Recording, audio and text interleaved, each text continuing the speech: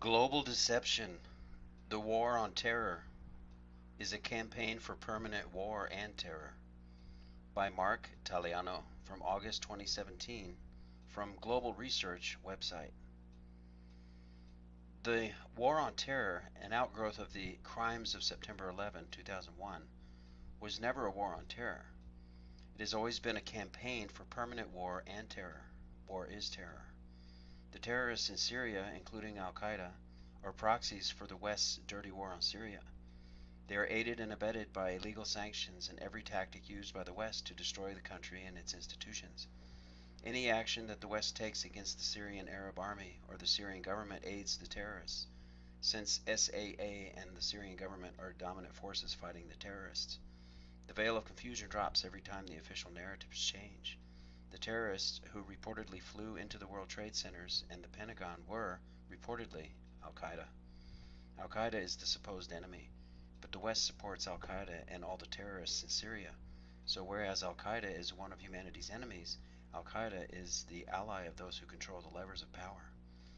The enemy consists of the neocon power elites who are orchestrating the terror, the globalized war, and the globalized poverty beneath their public lies and deceptions. The enemy consists of publicly financed warfare states like the US and increasingly its allies, which endanger and impoverish humanity for the perceived benefit of the elites and corporate profits. Whereas the public presumably believes that it is somehow benefiting from the carnage and mass murder, it is actually being fleeced. Gillian Kiley reports that as the 15th anniversary of 9/11 attacks approach, the United States has spent or taken on obligations to spend more than $3.6 trillion in current dollars on the wars in Iraq, Afghanistan, Pakistan, and Syria, and on the Department of Homeland Security. Unfortunately, evidence-based reporting is conspicuously absent from totalitarian corporate messaging that blankets Western populations. Otherwise, the increasingly infantilized public might withdraw its tacit consent for the warmongering. Corporate monopolies, bailed out and entirely dependent on public monies, are increasingly fused to the military-industrial complex, and these monopolies are the governing power elites. They determine what we see, hear, and believe.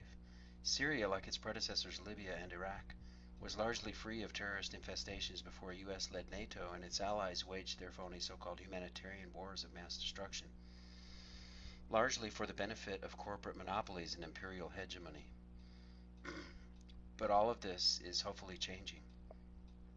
Despite the fact that the US countries continues to spray Syrian civilians with weaponized white phosphorus and pretends that Assad is the bad guy, the days of a US neocon-led unipolar world order may be behind us. Syria and its allies are defeating imperial terrorism, and in so doing, they are strengthening the rule of international law and humanity's chances for peace. Syrians in government-secured areas are celebrating. We should all be celebrating with them. Thank you for coming to Plain Mundane Show. Please hit like, subscribe, and ring the bell for notifications. I'm Alex Aquarius. Ciao.